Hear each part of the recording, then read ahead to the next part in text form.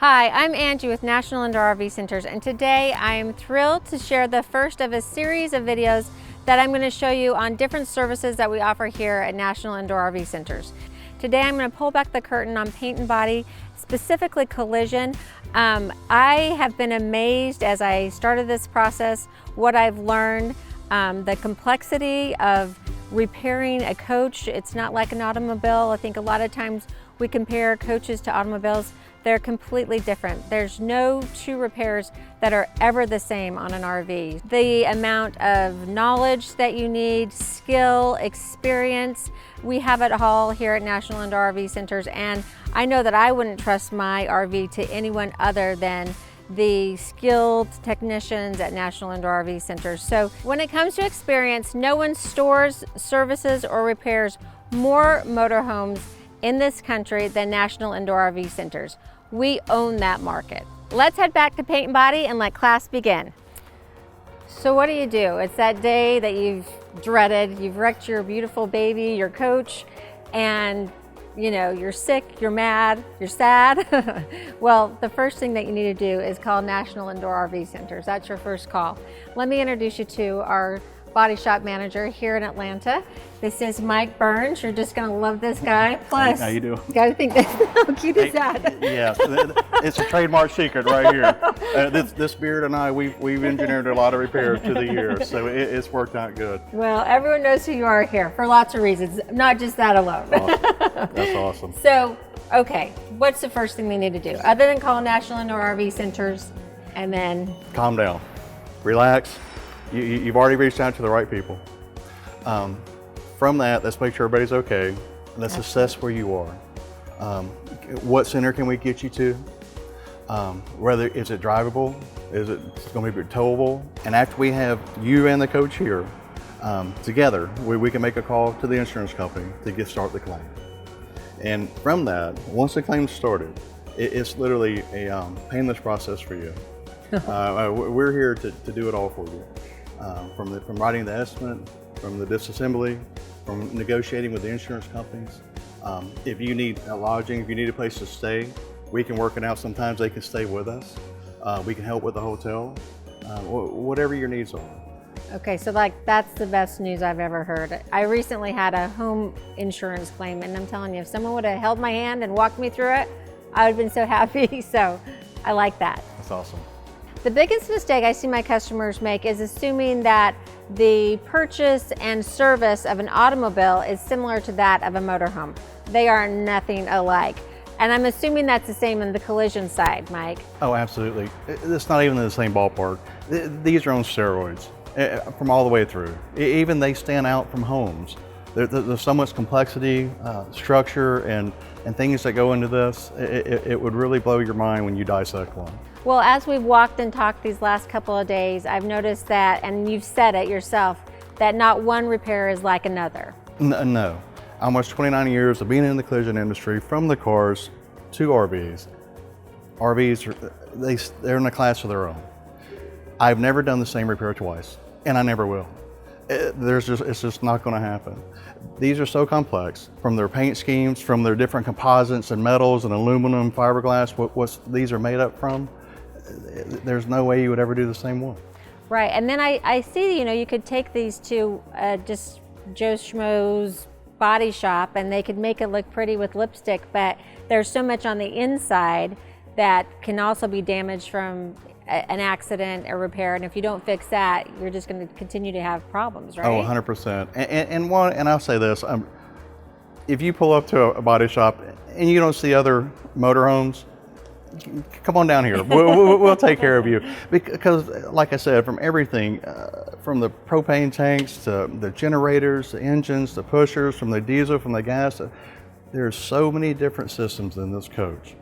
You really have to know what you're using, what you're going to work with it on, how you're doing it, because you can damage it more than actually help it. So from the structural integrity out, when we design a repair, when we really sit and engineer a repair, that's what we have in mind the whole time. All right, Mike, let's dig into this and show me what makes these beautiful machines so much more complex than your average automobile. Awesome, let's go. So we're here in our massive state-of-the-art paint booth at National Indoor RV Centers. This isn't your average size paint booth, right, Mike? No, not at all. This is literally almost just completely custom for motorhomes. There's so much volume and space in here, as you can see, as you can hear with the sounds, but this is very important. Airflow, when you're painting something, to pull the solvents from the paint is so important. And if you pull up somewhere in your RV, they don't have one of these, that's not your place you want to be. That's not, and you want to be here not just for the solvents, but the trash flow keeps everything down for a cleaner paint job. I know I've tried to paint like a little coffee table outside, not in a space, and you know, everything touches it, attaches to it, I'm sure on a whole different level on an RV. But oh, absolutely. And propping your feet on the coffee table, that's good. but doing one of these, yes, you have to have something like this to do a quality job. From the floor to this cross section of the wall to the roof, can you kind of walk me through the layers of this, Mike? Absolutely. And there's a lot here to walk through.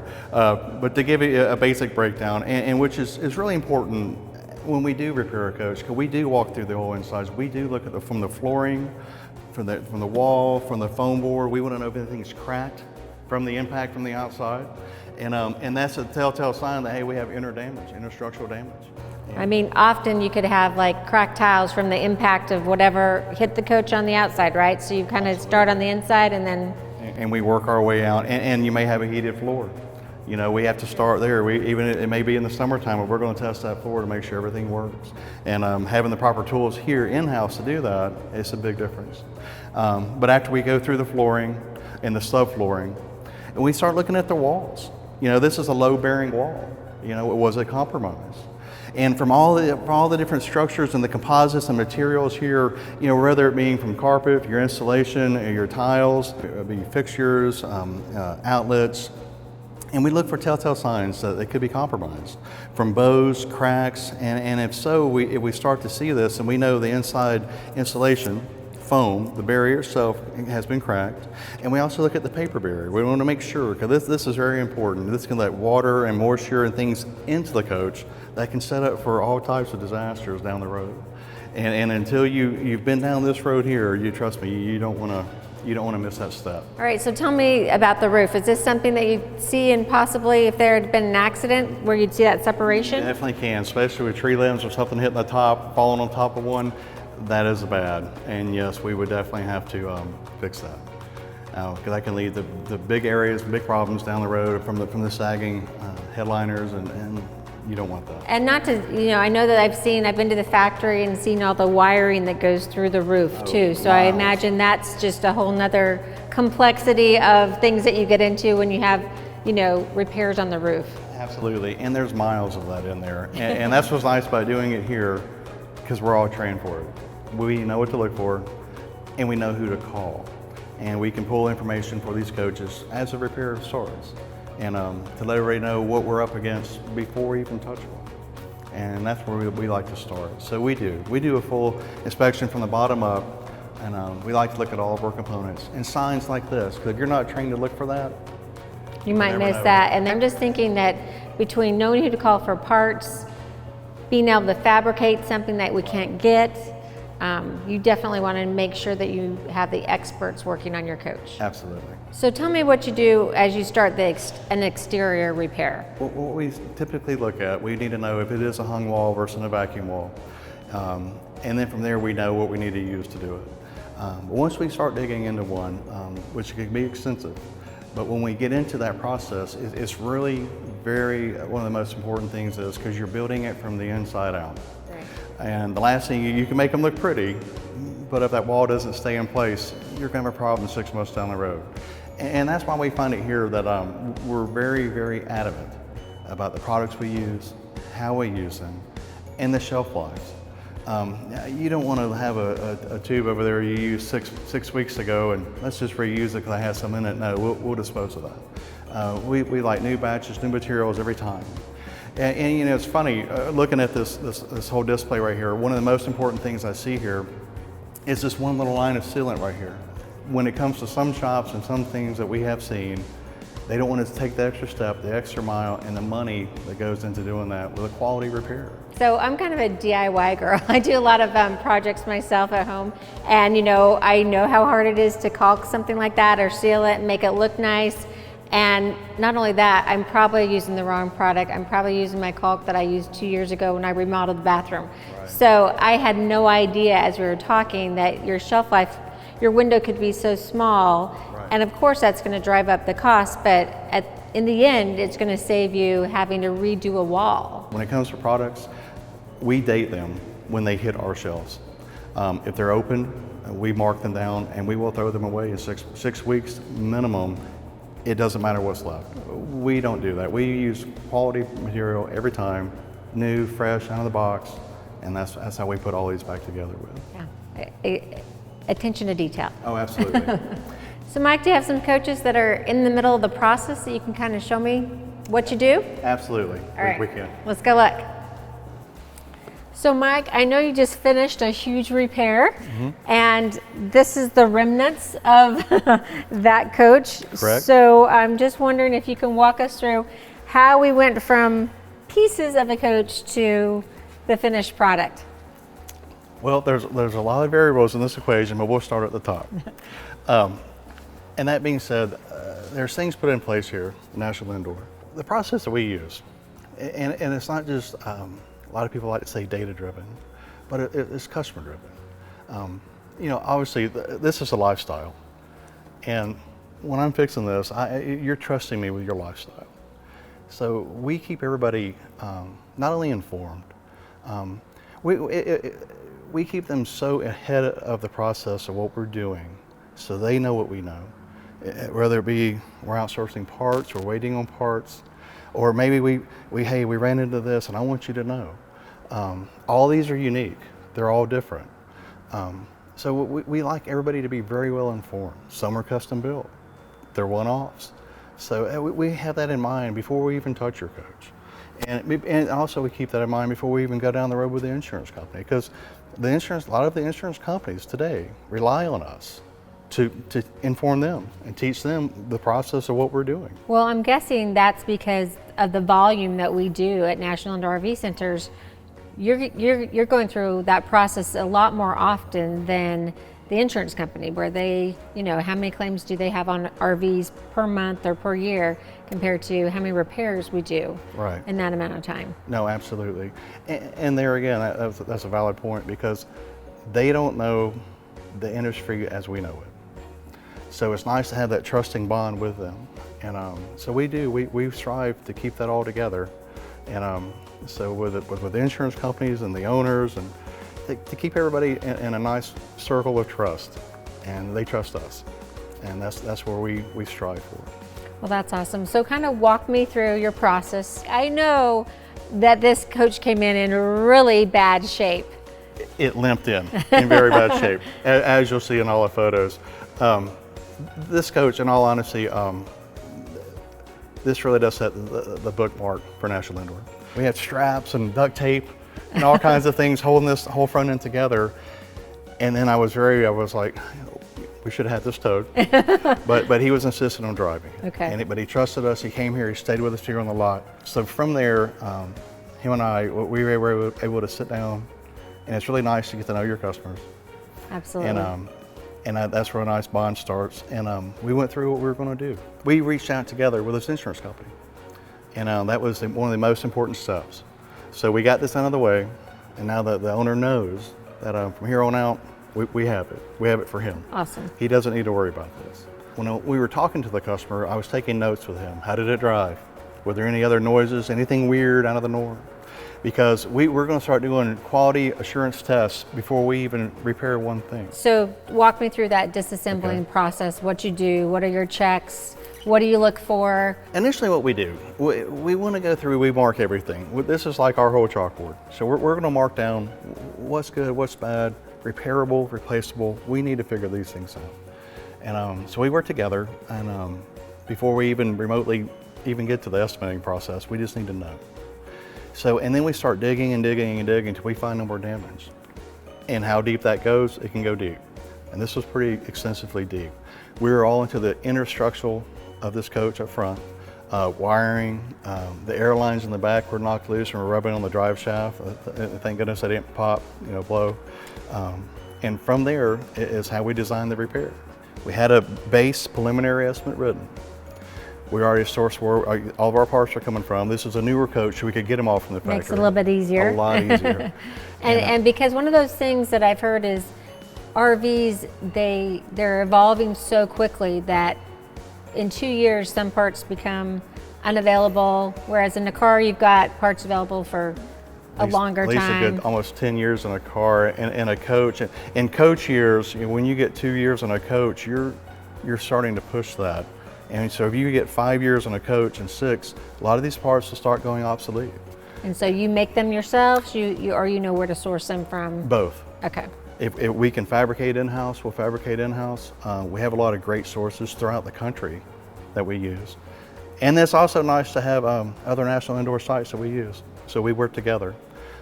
So we want to get everything back together, back to pre-loss condition. And we all strive to do that. One nice thing, really nice thing about National Indoor, we can store indoor. So we were able to wrap this coach, and we stored it while we waited for all these parts to get here. And then of course, when all the parts get here, we uncrate. That's a big thing, to uncrate these caps. It's massive. That's when we start doing our inspection process for the parts, to make sure the parts didn't come damaged. That does happen. And the last thing I want to do is put a damaged part on someone's coach. You've done all this work, but as you're repairing items, I'm sure, do you ever run into things that maybe the damage went a little bit deeper than you initially thought? You find some other things that you need to fix along the way, and what happens if that does happen? Absolutely. So after our preliminary estimate, and we get our parts, the unveiling, we're ready to go, that does happen. So what we do, we document everything for the insurance company, and we call the owner, let them know, hey, this is what's happened. It may have been a price change, or in this situation, which it did happen, the doors were ripped off and they were gone, so the door handles happened to be missing. and so kind of important. Right. So, and I called him, I said, well, where are the doors? He's like, well, they're down on the freeway somewhere in Florida. I said, okay, I got you. So we did. So we got the door handles coming, but it's a supplemental price that we add on with the insurance company. The insurance company is informed ahead of time, so they know the bill, where it's at, and we don't stop. Again, that's very comforting to the customer. No surprises. If there is something that comes up, you've covered it and taken care of it, and let me know. Absolutely. So that's huge. And that's what we're here to do. You really need to gather all of your damaged parts and put them in your storage bay. Even if you think it's so mangled that it's not going to help, like for example this cap, in case we can't get the part, it's too old, they don't make it, we need to fabricate it, this would become our mold. So it's just super important. It will save you thousands of dollars, it will save us time, it will save you money. Next thing we do, the mock-up, and which is a very crucial part of this whole repair. When these caps come, they don't come like a Honda Fender that's just going to pop right out of the box. They're not sized to fit? No, no, not at all. And they actually come long. They come big. So what you're looking at here is a cap that has been cut down to size by us. Yikes. And you really have to know what you're doing and how you're doing it. And we get one shot. That's it. No that reduce. Is it. Because what a lot of folks, they don't realize, the structural integrity is not just built in this cap, but it's also built where that windshield sits. The lip of that glass, when it sits on that cap, that has to be nice, tight fit, because that is part of the structural integrity of this whole coach. And the last thing I want is, or anybody wants, is this coach, is the windshield popping out going down the road, or at the campsite it's on level ground, and that can happen. So that's why we know when we mock one up, and we set the screws and we set how we're going to do it, and we do all of our final trimming and test fitting, we take it all back apart. Wow. And once it's back apart, then we start painting things in pieces. This cap was actually painted off. Okay. Okay. And we did that when we laid out our design, as we painted, the whole side of this coach was painted. So as we did that, we knew that this was a lot of real estate. Right. So we wanted to get the main color out of the way, and we did. So after it was initially painted, then we actually put it back together. Then we lined everything up, and then we spent a good close to 2 weeks paint work. Wow. And trust me, my guys love it. I know they frown when they do it, but they don't. They enjoy it. And from that process, again, the customer's informed.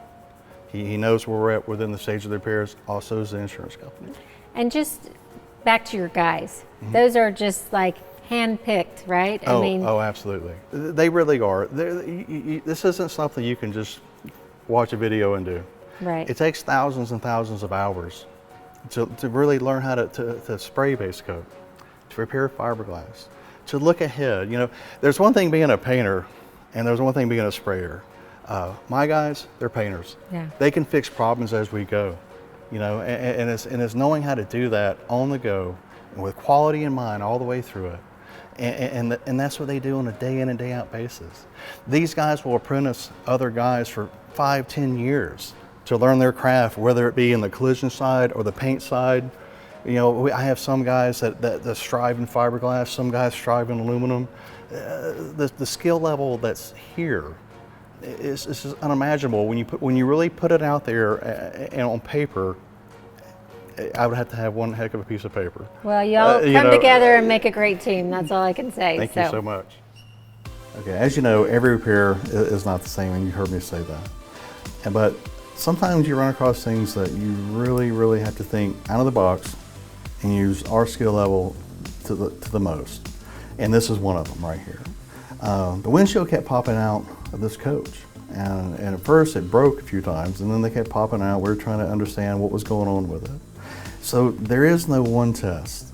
So we had to devise a way to know exactly what was twisting, how it was twisting, and what was causing it to twist.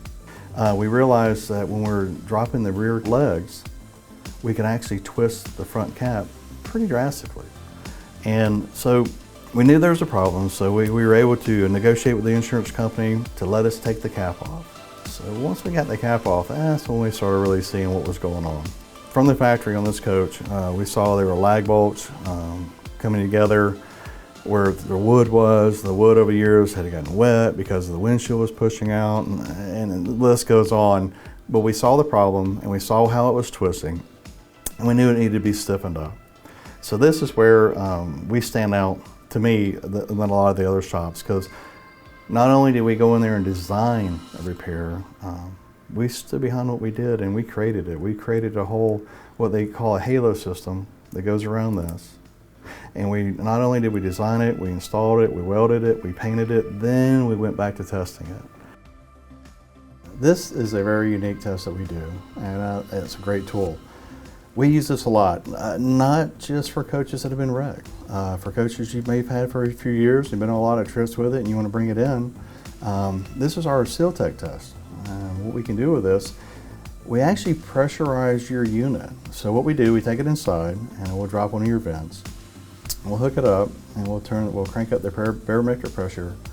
So we're sucking air from the outside, we're pressurizing the inside. Then we go around it with a nice soapy water bottle and we look for leaks. And what's really neat, if you notice on all coaches are different, but some coaches actually have gutters in their window frames and you don't realize you want them to leak. So when people are trying to figure out where water is coming from, this is how we can actually test your gutter spouts to see if they're leaking properly, because you want the water to leak out of them. Then of course you have places you don't want water to get into. So this is a great test. It's very, it's inexpensive, and anytime if you like to swing by, we can set this up. It only takes around an hour to do. And what's neat about it, half the time, when we got the soapy water on it, we can go ahead and finish it up with a nice wash for you. So this is one of those times that we looked, and we looked, and of course, couldn't find a part, couldn't find a cap anywhere around that was usable that we could stand behind. So we knew we had to fabricate it. And we were able to actually go in and we created what we call like a reverse plug or mold that we could put behind it that allows us to build up the front of it to start the whole fiberglass process. And it was really neat to see it take shape. And I remember we were getting visited a lot with this coach here because a lot of people didn't want to touch it, so we did. And at the very end, as you see, it came out really nice. Structurally was there, and he took it on his trip, and he'll call every once in a while to let us know it still looks good. Mike, you mentioned that parts were easy to find for this coach because it was a newer coach. So what do you do when you've got an older coach and parts are obsolete? They can get tricky, and knowing where to look, having a database here of people I can contact, that really cuts through all the hard work there. And, but as I can show you, we have one over here I can definitely take you down memory lane with and explain how we did this. I'd love to see it. Awesome.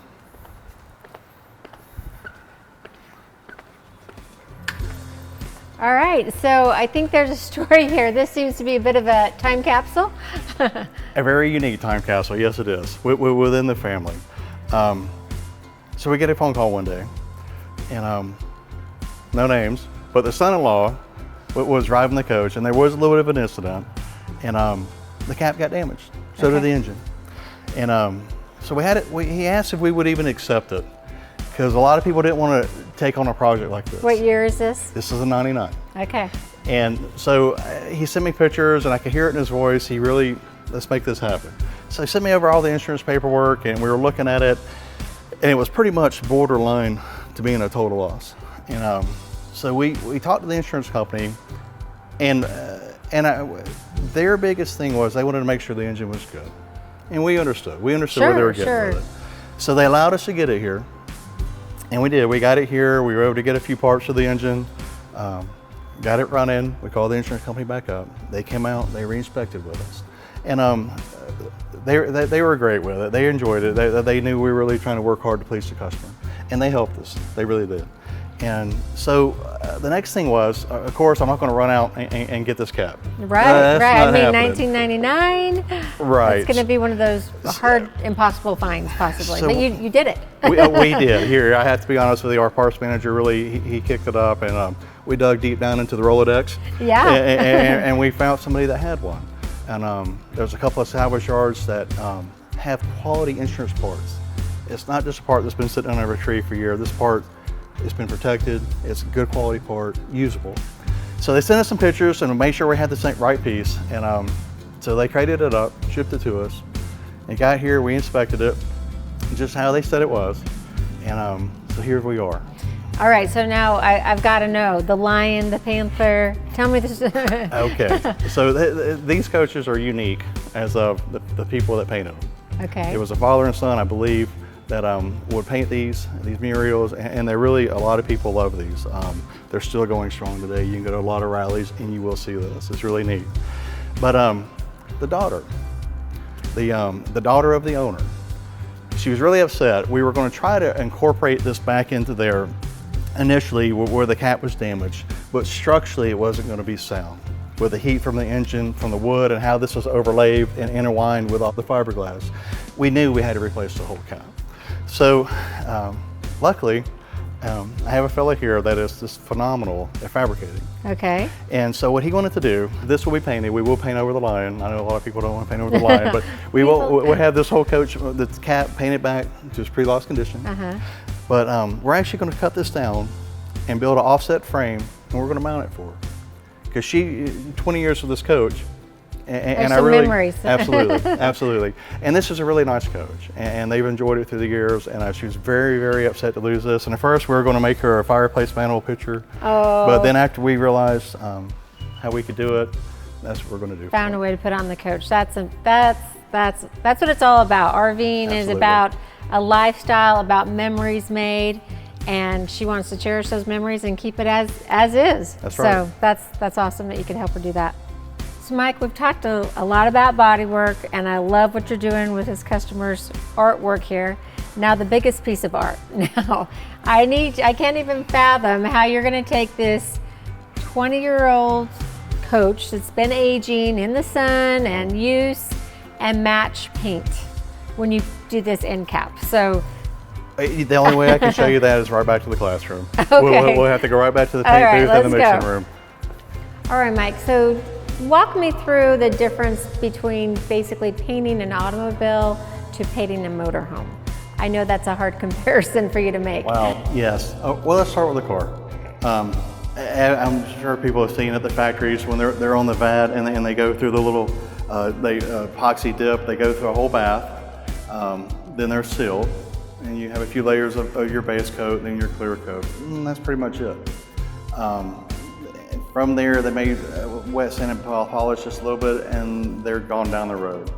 Coaches, on the other hand, well, you're not going to dip that whole coach. Right. So this is completely made different. This isn't like the aluminum and the smooth surfaces of a car. This is nothing like that. Gel coat, it is what it says. It's gel coat. So that's the factory. That's what we get. So a brand new coach. I'm coming into National Indoor RV Centers to take delivery of my beautiful motorhome today. What's the process, typical process that my coach has been through at the factory? This is where it started, right here at the factory. You have a nice shiny gel coat. Doesn't always look like that. A lot of times there's pinholes or struts, things that have to be handled before the paint process starts. So, working with this panel here, as we have a nice layer of gel coat, they would go through the whole prepping process, which is a process from cleaning, sanding, cleaning again, static wipe down. They're doing everything to make this so clean so they can put out a nice product for you. After they get it all prepped and clean, they go into the sealing. After it's sealed and it dries, they have a paint team of people that are going to start laying out the colors, which is multiple layers of colors, multiple layers of paint. You're going to have a base. You're going to have, typically, most coaches are going to have 4 different colors. Absolutely, and like here, what you see here on this display, the blue. So you would have at least 4 coats of blue before we even touch the black or the silver or the charcoal. So you can imagine this is like 7 or 8 coats easily, and we just got started. Right. You know, and so once all this is completed, from the being sealed, based out, and now you're going to clear it, the clearing process alone, and that is massive. There's so much real estate on one of these coaches. So when they do have it all clear. And what do you mean when you say clear? So I mean, I've heard cut and buff and clear. What does that mean? The shiny stuff. Okay. But it's not just shiny, it's there for a reason. We like shiny things. Right, we do like shiny things, but it actually protects it. There's a UV protected and clear, and that's why it's there. Yes, it's pretty, but it's protecting everything from the elements outside and the sun. But you'll put on at least, it can go 4 to 6 coats of clear, and then by the time you wet sand, you polish one down so it's seamless. And that's really what when you go from one transition, one color to another color, you can run your finger down the side of the wall of the motorhome, and you can feel, the better the paint job, you don't feel those transitions from one color to the next. Absolutely, absolutely. So just to reiterate, Mike, so an automobile will have around 8 layers of paint, whereas a coach could have? Up to typically could have 20 coats. It really depends on the design, the colors they're using, if they're transparent, translucent. I mean, it can get pretty complex. So much more complex than an automobile. Now let's go into what could even be more of a headache. Right. Or actually our craftsmen here at National Indoor RV Centers are 50% mad scientist, chemist, and then 50% artist. Absolutely. So when we've all painted our houses before and tried to pick a paint color, and my room is red. Which color red?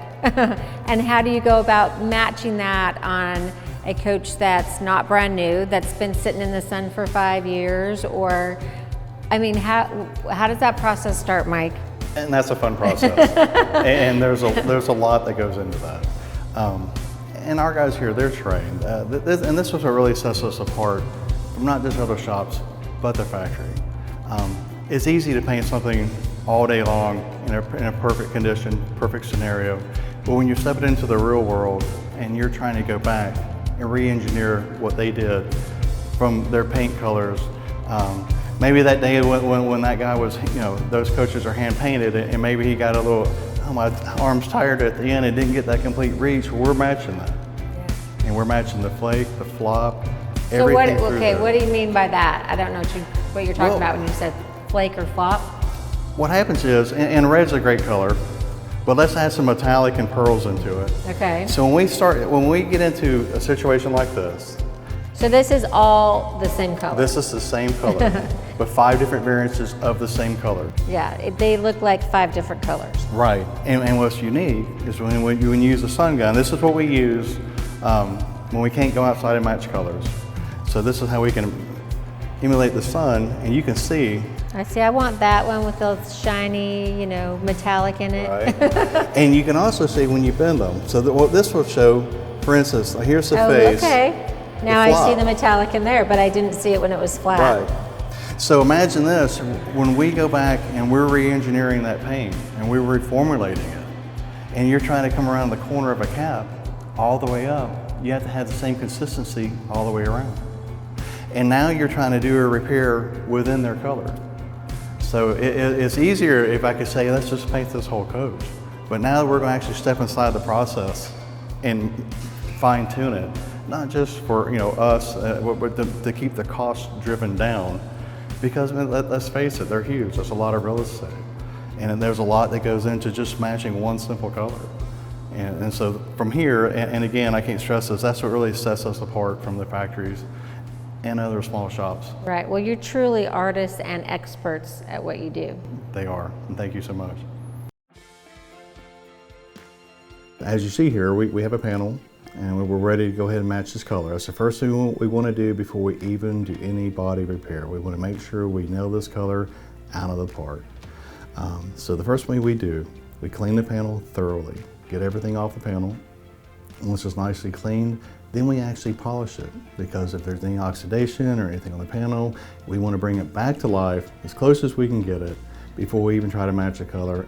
Otherwise, the whole process will be failed. So once we get past that, we go and take a specialized digital camera, and it actually scans the color itself. And there's a lot of input you have to tell it, whether it being a solid color, metallic color, where you're even at on the whole spectrum. So once you get in the ballpark with that, you'll mix up the color, and you're going to do a couple of spray-ins. And this is not a one-time hit. This could take, you may hit it out of the park a couple of hours or a couple of days, depending on there's so many variables that go into this. Humidity, pressures, it's all out there. So you have to put this all in the same element of what you're creating here, because you are creating a custom color that there is no rhyme or reason, but you have to nail it out of the park. Now it comes down to the fine tuning. And this is where the whole mad scientists take effect. And it is pretty neat to watch, and I hope you like watching Alan do this here. But when he did the first option here, it had a little too much red in there. So he had to tone that down. So he picked a different variant of red, and he was liking that. So he knew he had something good that he could work with.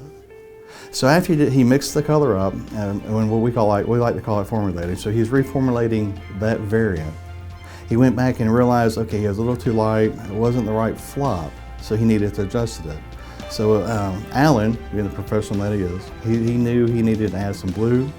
He could change the pressure a little bit, and add some flop controller to get the right flip, flop, and or face, as some people like to call it. And there he knew he had a nice blendable color that he could use to do this repair. So after we have a good blendable match, and we know we're ready to paint, now we can actually get the panel ready to actually paint. There's a lot of different steps and procedures that go into this, depending on the repair. Luckily, the one you're looking at here, it was a small repair. It just has some pinholes in it. This is the way we received it from the factory, so we knew we needed to take care of the pinholes in the panel, which we did. We were able to prime them, and we sealed them, and we taped off what we didn't want the color to get to, and what we did. So we went in there in multiple layers of color to step it out just right. And after we allowed the proper flash time between each panel, each color, we were able to untape everything, do a final coat of clear, which is a multiple of 2 to at least 3 layers of clear. And a lot of people get confused on this because of the paint guns we use. The paint guns nowadays are a lot different than the conventional guns of years past, because years ago you would have to put 4, 5, 6 layers of clear on there. Here you don't. We use HVLP guns, which stands for high volume, low pressure guns, and 1 coat of clear with one of these guns is like 2 coats of clear back with your older conventional guns. So with the proper technique and the proper guns, we're able to apply a finish that will last the lifetime of this coach. Mike, thank you so much for spending the time with me this week to show me the intricate process that you guys go through to make these beautiful motorhomes, put them back to their pre-collision condition. And I know that these are our babies and we want to take care of them. And it just is great to know that not only do we have this service available with you here in Atlanta, but we have the same quality of service in all of our locations. That's the beauty of National Indoor RV Centers, is that it's not just one location, it's all of our locations, and you'll be treated the same and get the same quality of work no matter where you go. And to that point, you have a lifetime warranty on your collision repair work for as long as you own the coach. Absolutely. At National Indoor RV Centers, we're in the business of making customers for life. We're going to repair your coach as if it were our own. We have customers that travel across the nation to get to us because they know that we'll do a quality repair. So give us a call, make us your first call, 469-277-1330. And thanks so much for being with me here today.